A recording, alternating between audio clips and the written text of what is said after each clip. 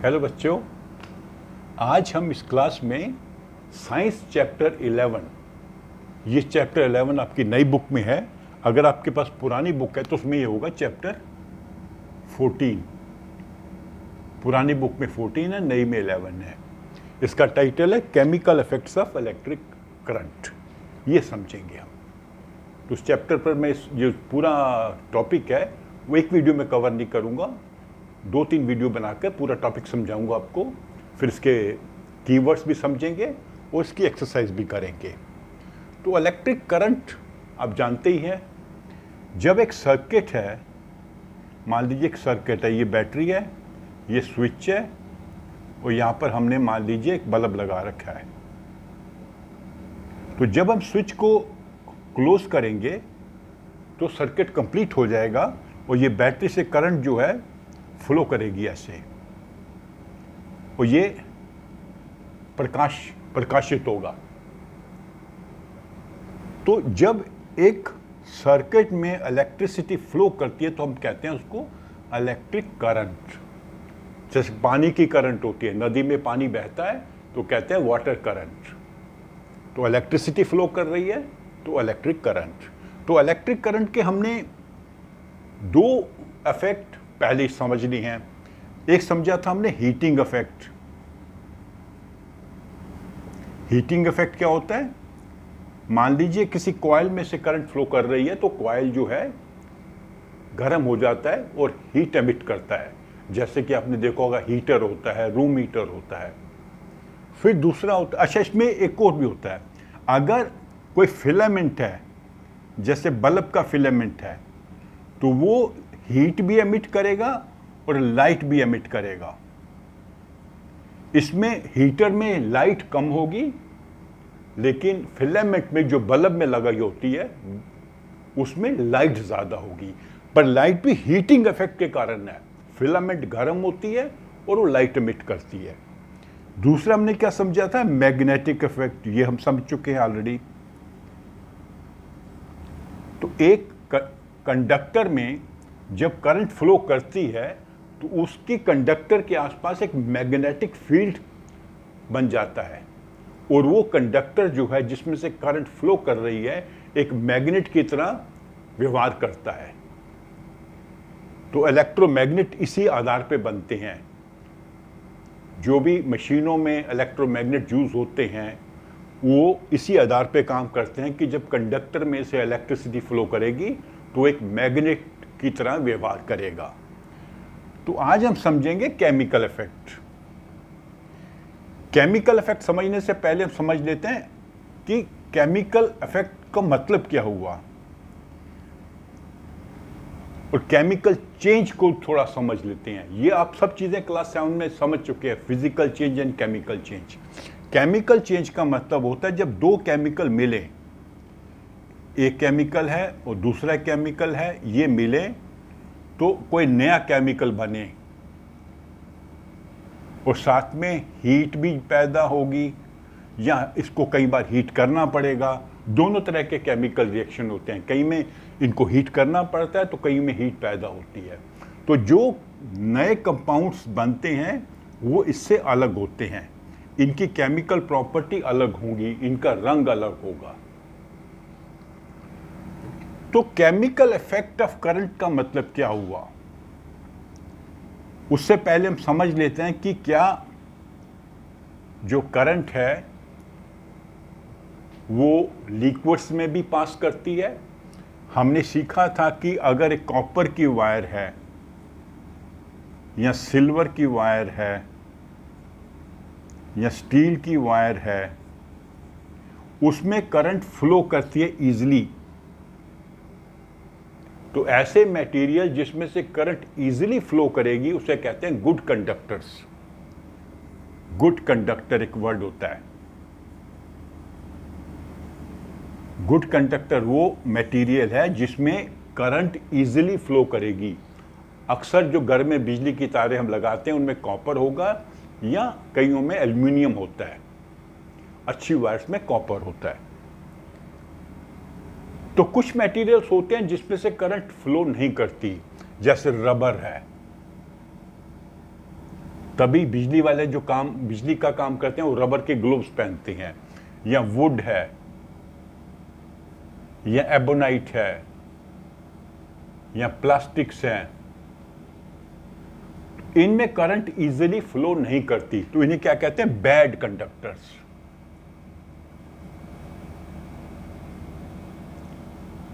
Bad conductor वो है जिसमें से करंट इजीली फ्लो नहीं करेगी।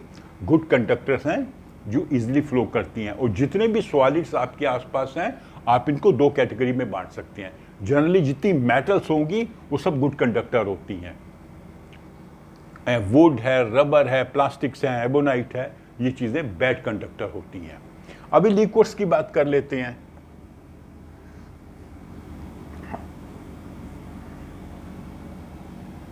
लिक्विड में हम सबसे कॉमन एग्जांपल ले लेते हैं पानी की। तो पानी भी दो प्रकार का होता है। एक होता है नॉर्मल वाटर, जैसे अब टैप का वाटर है या किसी नदी का पानी है या किसी स्प्रिंग का पानी है, ठीक है। दूसरा होता है डिस्टिल्ड वाटर। डिस्टिल्ड वाटर आपको मालूम है क्या होता है? डिस्टिल्ड वाटर में यह किया जाता है कि एक पैन में पानी को गर्म किया जाएगा, इसमें पानी है, इसको उबाला जाएगा। इसके जो वाटर वेपर्स बनेंगे वो वाटर वेपर एक पाइप से दूसरे कंटेनर में जाएंगे, उसमें वहां ठंडे होकर पानी बनेगा। वाटर बॉयल होकर वाटर वेपर बनेगा। ये वेपर्स जो हैं इधर जाएंगे और यहां पे ठंडे होकर फिर पानी बनेंगे। ये डिस्टिल्ड वाटर है जो वेपर्स को कंडेंस करके बनाया गया है। इन दोनों में अंतर क्या होता है कि डिस्टिल्ड वाटर में किसी प्रकार के कोई भी सॉल्ट्स नहीं होते, कोई केमिकल नहीं होता, किसी प्रकार का कोई केमिकल नहीं होता। लेकिन जो नॉर्मल वाटर है, जो टैप में आ रहा है, या आपका जो रिवर का है या स्प्रिंग का है या इवन सी वाटर है, लेक वाटर है, इसमें किसी ना किसी प्रकार के केमिकल होंगे। तो जो नॉर्मल वाटर होता है ये होता है गुड कंडक्टर। इसमें से करंट इजीली पास कर सकती है। डिस्टिल्ड वाटर होता है बैड कंडक्टर, इसमें से करंट इजीली पास नहीं कर सकती। ऐसे अलग अलग केमिकल्स हैं, हर केमिकल में करंट पास करती है, किसी में अधिक किसी में ज्यादा, ठीक है। जैसे विनेगर बैड कंडक्टर है और एसिड्स वगैरह जो होते हैं गुड कंडक्टर होते हैं। तो जब किसी लिक्विड में से करंट पास करती है तो करंट क्या करती है, उस लिक्विड में केमिकल रिएक्शन शुरू कर देती है, ठीक है। तो ये केमिकल रिएक्शन क्यों हो रहा है? ये हो रहा है इलेक्ट्रिक करंट के प्रभाव में। तो इलेक्ट्रिक करंट के प्रभाव में जो केमिकल रिएक्शन होगा,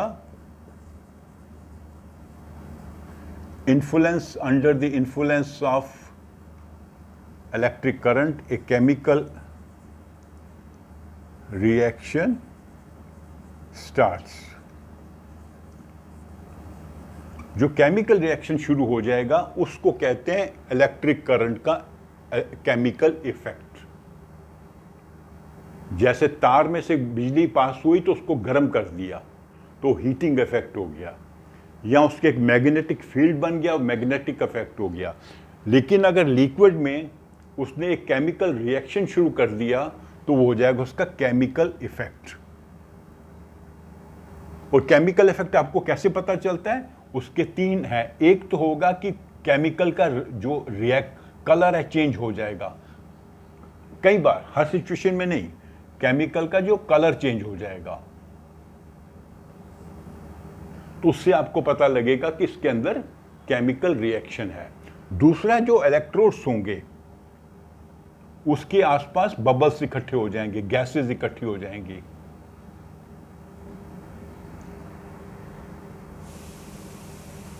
ठीक है। ये सेकंड इफेक्ट होगा। और थर्ड इफेक्ट क्या होता है? गैसेस बनती हैं, केमिकल कलर चेंज होगा इसमें, और थर्ड भी होता है, 3 इफेक्ट होते हैं इसके। हाँ, इलेक्ट्रोप्लेटिंग हो जाएगी, डिपॉजिट हो जाएगा इसका सॉलिड्स का, डिपॉजिट ऑफ मॉलिक्यूल्स। अभी थोड़ा मैं आपको ये डायग्राम बना के समझाता हूं।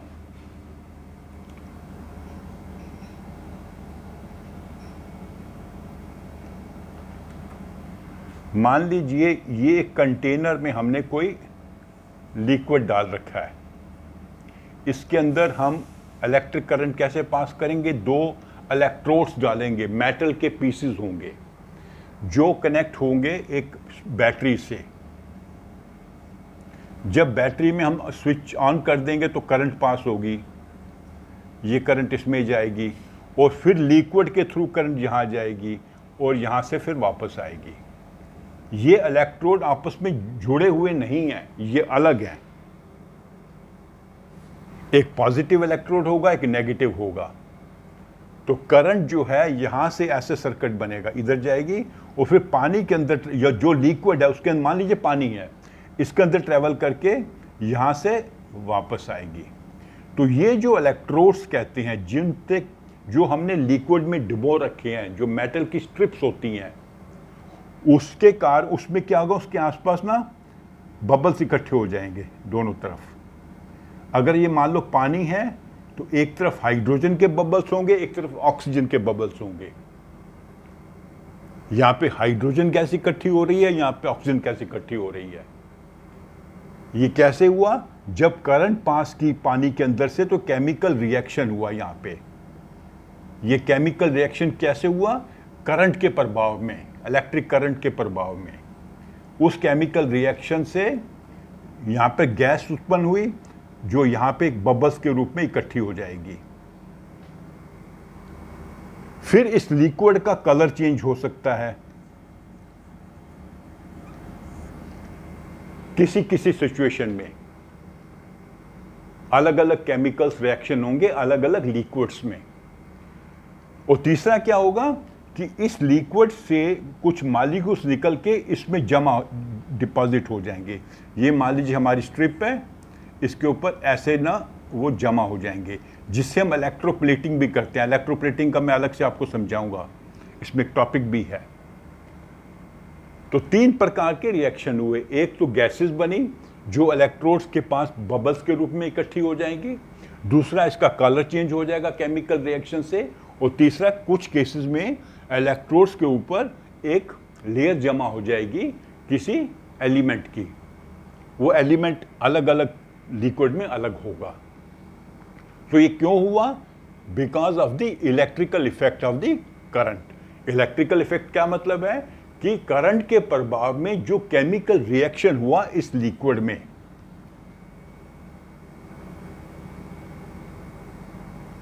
और अलग अलग लिक्विड्स में अलग अलग इसकी कंडक्शन की कैपेसिटी होती है। मतलब कुछ लिक्विड्स गुड कंडक्टर होते हैं और कुछ लिक्विड्स बैड कंडक्टर होते हैं। जैसे नॉर्मल वाटर गुड कंडक्टर है, डिस्टिल्ड वाटर बैड कंडक्टर है।